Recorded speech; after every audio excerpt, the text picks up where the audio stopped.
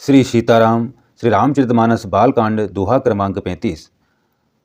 जस मानस जहि विधि बयहु रमा, जग प्रचार जहि हेतु रामा।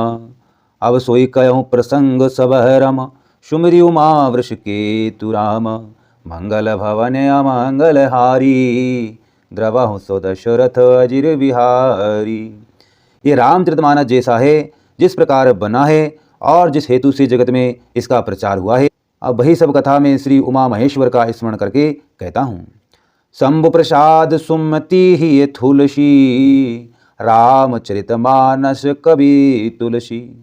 करिय मनोहर मति अनुहारी, सुजन सुचित सुनिलेहु सुधारी। सीताराम जय सीताराम। श्री शिव जी की कृपा से उसके हृदय में सुंदर बुद्धि का विकास हुआ, जिससे यह तुलसीदास श्री रामचरितमानस का कवि हुआ।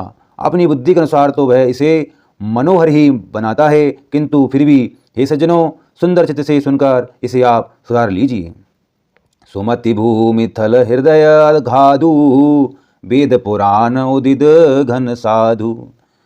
वर सही राम सुजस वरवारी, मधुर मनोहर मंगलकारी। सीताराम जय सीताराम। सुंदर सात्विक बुद्धि भूमि है, हृदय ही उसमें गहरा स्थान है। वेद पुराण समुद्र हैं और साधु संत मेघ हैं। वे साधु रूपी मेघ श्री राम जी के सुयस रूपी सुंदर मधुर मनोहर और मंगलकारी जल की वर्षा करते हैं। लीला सगुन जो कई वखानी, सोई स्वच्छता करई मलहानी। प्रेम भगति जो बरनी न जाई, सोई मधुरता सुशीतलताई। सीताराम जय सीताराम। सगुण लीला का जो विस्तार से वर्णन करते हैं, वही राम सुयस रूपी जल की निर्मलता है, जो मल का नाश करती है। और जिस प्रेमा भक्ति का वर्णन नहीं किया जा सकता, वही इस जल की मधुरता और सुंदरशीलता है। सो जल सुकृत सालिहित होई, राम भगत जन जीवन सोही। मेधा मही गत सो जल पावन, सकिली श्रवण मघ चलहु सुहावन।